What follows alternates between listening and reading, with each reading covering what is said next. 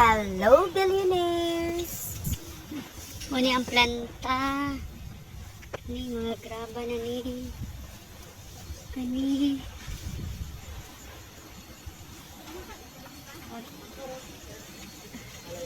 Muna yung inalabayan sa waste.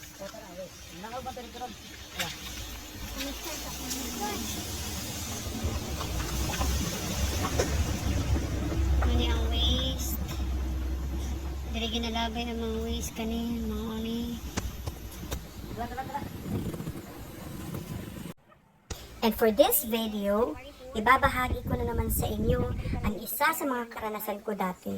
Binitbit na naman ako ng isa kong kaibigan dito sa isang area na kung saan dito daw yun tinatambak yung tinatawag na waste. At yung waste na sinasabi nila ay nagmumula ito sa mga planta na kung saan dun nire-refine yung mga ginto.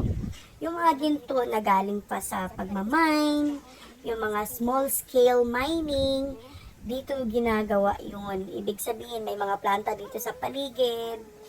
Ayan, nire-refine nila para makuha talaga nila yung talagang pure gold na talaga mula sa mga lupa. Ngayon, may tinatawag silang mga waste at ito yun.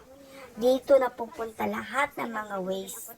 Mga ka-billionaires, yung tinatawag nilang mga waste, hindi ibig sabihin, tapon na talaga. Yung mga nakikita po ninyo dito, mga nakatambak na mga putik, akala nyo, wala na yan.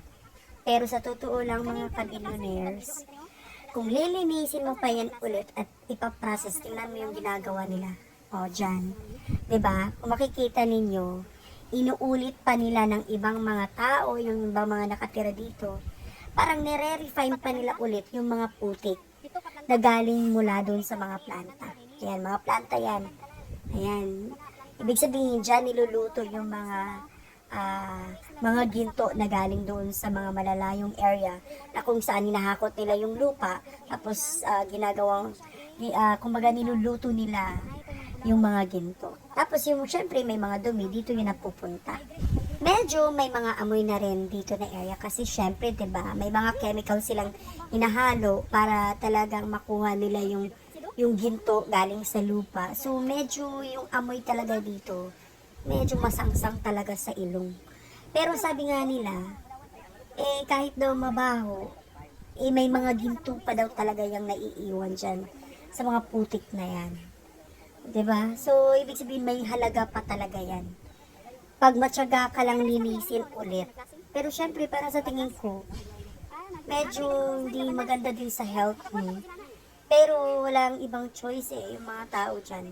Kasi kung wala silang pagkain, wala silang maibiling ulam, yan lang po yung ginagawa nila dyan. Naglilinis lang sila ng mga dumi galing sa mga planta.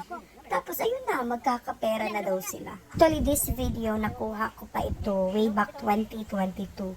So medyo matagal na rin siya. Actually, sinama lang din ako ng isa kong kaibigan dahil alam mo naman, sa sobra nating adventurous, dito tayo napadpad. At syempre, nagkakaroon tayo ng curiosity sa mga ganitong bagay. At kung nakikita ninyo dito mga ka-billionaires, may nahakot sila dito na portion na kung saan sinasabi nila na ipaprocess nila ulit kasi may mataas pa na grade, kumbaga, ang mga putik na to. Ibig sabihin, may mga high grade pa na mga ginto. So, pagkatapos nilang linisin ulit yan, syempre, may makukuha pa talaga silang mga ilang gramo ng ginto at kahit pa paano, mapagkakitaan pa naman nila. Uy, Diyos ko, hindi din naman pala madali yung trabaho nila. Magkakapera ka nga, pero hindi din madali. No? Kahirap din pala ang maghanap ng ginto. Pero sabi naman nila, paminsan-minsan lang naman daw kung kailangan na daw talagang maghakot sa mga putik. Hindi naman daw lagi-lagi nila itong ginagawa. Ang next na gusto ko talaga makita ay yung sa loob mismo ng planta. Kaya ka-billionaires, follow me!